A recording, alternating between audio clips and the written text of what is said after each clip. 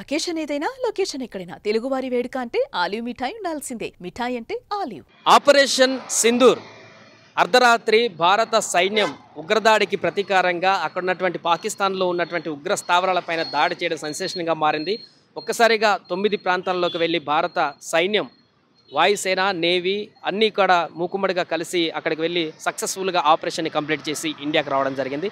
దీనికి పట్ల ప్రజలు ఏమనుకుంటున్నారు, సర్జికల్ స్ట్రైక్స్కి సంబంధించి వారి అభిప్రాయం ఏ విధంగా ఉందో కూడా మనం తెలుసుకునేటువంటి ప్రయత్నం చేద్దాం.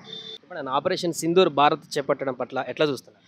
ఇది ఒక మంచి పరిణామంగా పరిగణిస్తున్నాం. ఎందుకంటే అక్కడ స్టేట్లో అయినా సెంటర్లో అయినా మోడీజీ మన ప్రభుత్వం, భారత ప్రభుత్వం అందరితో కలిసి కాంగ్రెస్ అయినా బీజేపీ అయినా మిగతా అదర్ పార్టీస్తో కూడా ఒప్పందం చేసుకొని, అలాగే అజిత్ దోవల్ గారు అలాగే అమెరికన్ క్యాండిడేట్తో ఒప్పందం చేసుకుని నిన్న నైటు మాక్ డ్రిల్ అని చెప్పి ఇండియాలో ఒక హైప్ క్రియేట్ చేసి సడన్గా పాకిస్తాన్ మీద అటాక్ చేయడం అది చాలా సంతోషంగా ఉంది. అలాగే పాకిస్తాన్ అయినా చైనా అయినా ఇండియా మీదకి రావాలంటే మళ్ళీ ఉచ్చబోసుకోవాలి.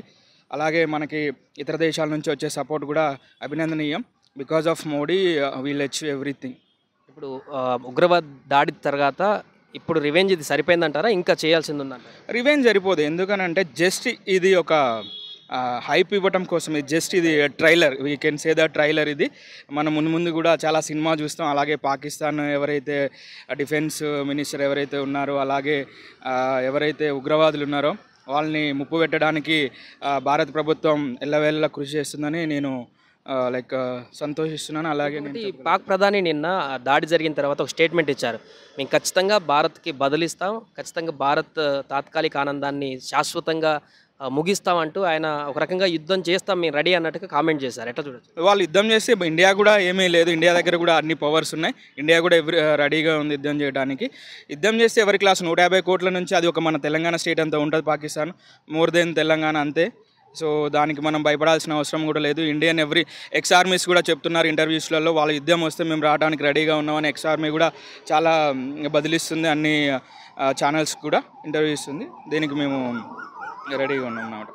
ఆపరేషన్ సింధూర్ सर्जिकल स्ट्राइक ఎట్లా చూస్తారు? ये अटैक बहुत पहले कर देना था, ये अभी तक इतना बर्दाश्त नहीं करना था, बहुत पहले हो जाना था। ये जो भी है बहुत जल्दी करना। रिवेंज अच्छा है, बहुत अच्छा है।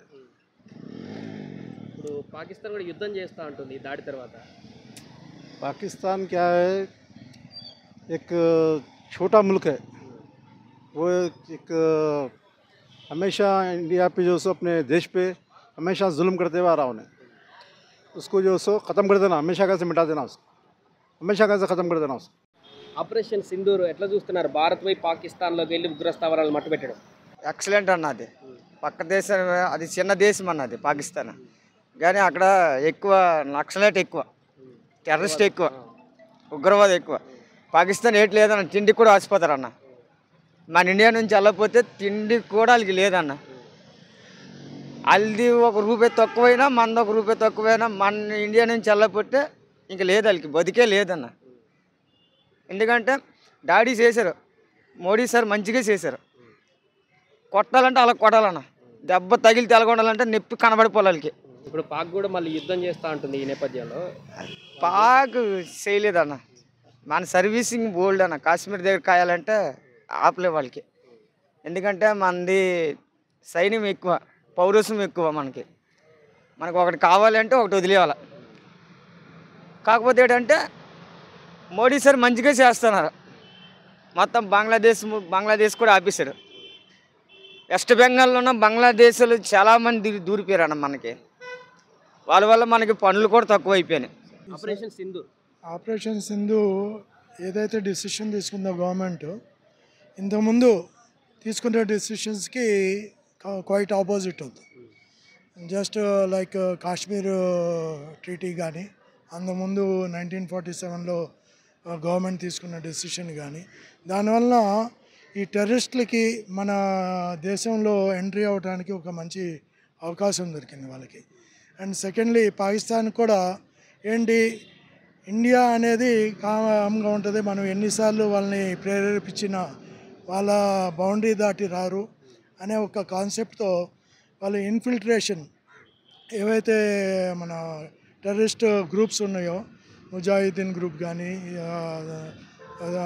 లష్కరే తోబా కానీ వీటన్నిటికీ సపోర్ట్ ఇస్తూ వాళ్ళని ఉసుగొల్పి ఇండియాలో ఒక అన్స్టెబిలిటీ క్రియేట్ చేయడానికి జమ్మూ కాశ్మీర్లో పాకిస్తాన్ ఒక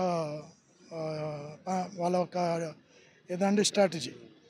సో దాన్ని ఇప్పుడు మోదీ సార్ ఎవరైతే మన ప్రైమ్ మినిస్టర్ ఉన్నారో వాళ్ళు plus the cabinet plus defence forces chiefs తీసుకున్న డెసిషన్ అనేది నేను సమర్థిస్తున్నా. ఎందుకంటే ఇప్పటికైనా మనం మేలుకోకపోతే ఈ టెర్రరిజం అనేది మన దేశవ్యాప్తంగా అంటే స్ప్రెడ్ అయ్యే అవకాశం ఉంది. కాబట్టి ఏ విధంగా అయితే మన మావోయిస్టులని మనం అరికట్టగలిగామో తెలంగాణ, ఆంధ్రప్రదేశ్ కానీ మన ఇండియాలో వేరియస్ స్టేటస్ ఇప్పుడు ఓన్లీ సమ్ ఎక్స్టెంట్ వరకే ఉంది నక్సలిజం, పీడబ్ల్యూజీ అనేది. సో అదేవిధంగా ఈ మిలిటెంట్స్ని మనం అరికట్టాలంటే మన మెయిన్ ఏదైతే బార్డర్ ఎల్ఓసిలో ఉన్న ఏరియా అదంతా మనం ఆక్యుపై చేసి మన అండర్ కంట్రోల్ తీసుకుంటే మనకి సేఫ్టీగా ఉంటుందని నా అభిప్రాయం. ఉగ్రదాడికి సంబంధించి ఈరోజు చేసిన స్ట్రైక్స్ రివెంజ్ సరిపోయిందంటారా, ఇంకా చేయాలంటారా?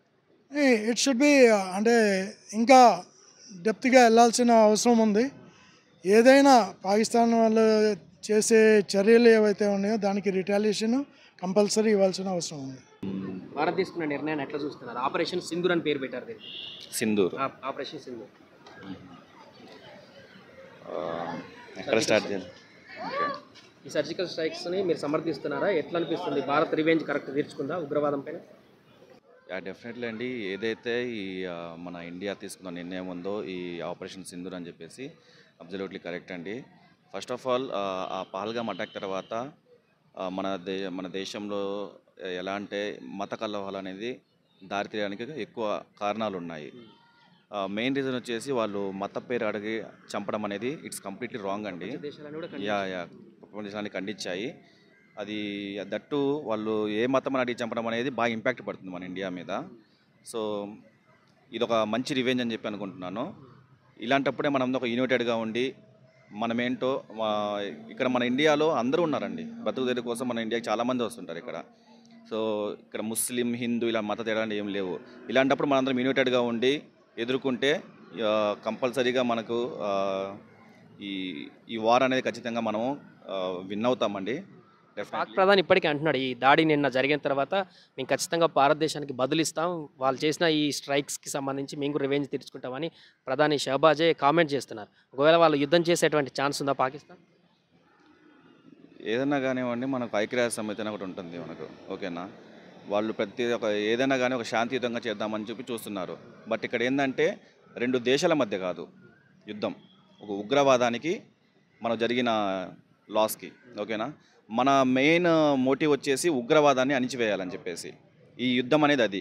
రెండు దేశాల మధ్యనే యుద్ధం జరగదండి, ఓకేనా. ఈ పాకిస్తాన్ అనే వాళ్ళు ఏంటంటే మెయిన్గా ఈ ఉగ్రవాదాన్ని రెచ్చగొడుతున్నారు. వాళ్ళకి జిహాద్ అని ఒక పేరుతో దేవుడి మతం పేరు మీద ఇలాంటి అరాచకాలు అనేవి సృష్టిస్తున్నారు వాళ్ళు.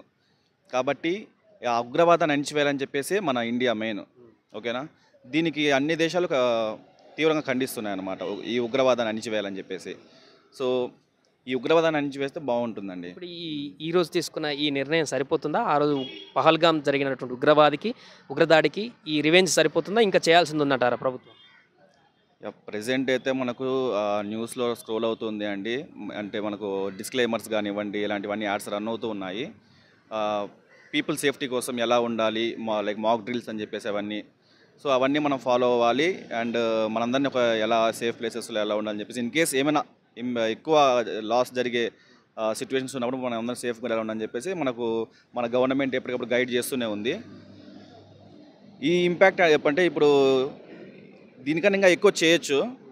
బట్ ప్రజెంట్ అయితే కంపేర్ టు మనకు పాకిస్తాన్ కంటే మన ఇండియాకే ఎక్కువ సైనిక దళం అనేది ఉంది.